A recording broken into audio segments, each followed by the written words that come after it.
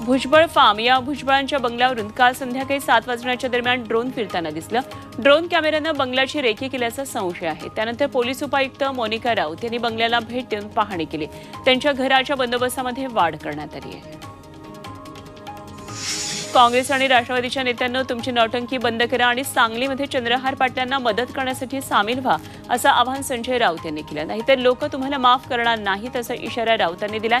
यावर मवियामध्ये वातावरण खराब होईल असं राऊतांनी बोलू नये असा पलटवार विश्वजित कदम यांनी केलाय।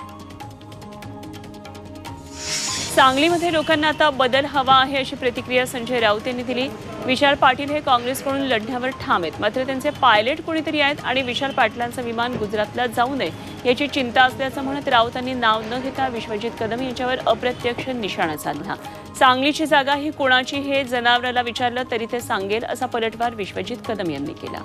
अमृत नोनी आर्थो प्लस ये एक प्रूवन फॉर्मूला है। इसमें मौजूद नोनी फल के गुण और आयुर्वेदिक जड़ी बूटियां शरीर को जरूरी पोषक तत्व देने के साथ साथ हड्डियों और जोड़ों के घिसने, उनमें होने वाले सूजन और दर्द को रोकने में मदद करता है। दर्द मुक्त जीवन के लिए अमृत नोनी आर्थो प्लस।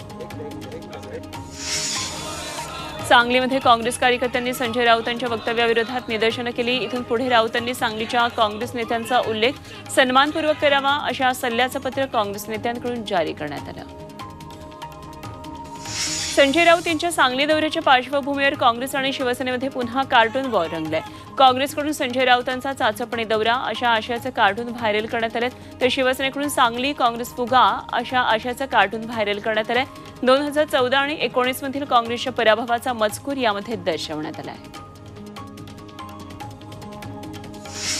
सांगली, भिवंडी आणि मुंबईतल्या जागेचा तोडगा चर्चा करून काढू। या जागांबाबत काँग्रेस हायकमांड निर्णय घेईल तो मान्य असेल अशी माहिती महाराष्ट्र काँग्रेस प्रभारी चन्नीथला यांनी दिली। कोणावरही वैयक्तिक टीका करणं हे योग्य नाही असं सांगत त्यांनी राऊतांना टोला लगावलाय। सांगलीची उमेदवारी मागे घेण्यासाठी उद्धव ठाकरे यांनी 100 कोटींचा प्रस्ताव ठेवल्याचा गंभीर आरोप नितेश राणे यांनी केला। ठाकरे यांचा निवडणुकीमध्ये तिकीट विक्रीचा धंदा आहे असा आरोप नितेश राणे यांनी केला। वर्ध्याचे खासदार रामदास तडस यांची सून पूजा तडस लोकसभेच्या रिंगणामध्ये उतरली आहे। त्यांनी नामांकन अर्ज दाखल केलाय। माझ्यावर झालेल्या अत्याचाराविरोधात न्याय मागण्यासाठी मी लोकसभा निवडणूक लढणार असल्याची प्रतिक्रिया त्यांनी दिली आहे। लोकसभा निवडणुकीसाठी यशवंत सेनेनं शड्डू ठोकलाय। यशवंत सेनेनं पहिली यादी जाहीर करत 6 उमेदवारांची नावं जाहीर केली आहेत। अनेक वेळा आंदोलनं, मोर्चे काढून देखील धनगर समाजाला आरक्षण मिळत नसल्यानं यशवंत सेनेनं थेट निवडणुकीच्या रिंगणामध्ये उतरण्याचा निर्णय घेतलाय।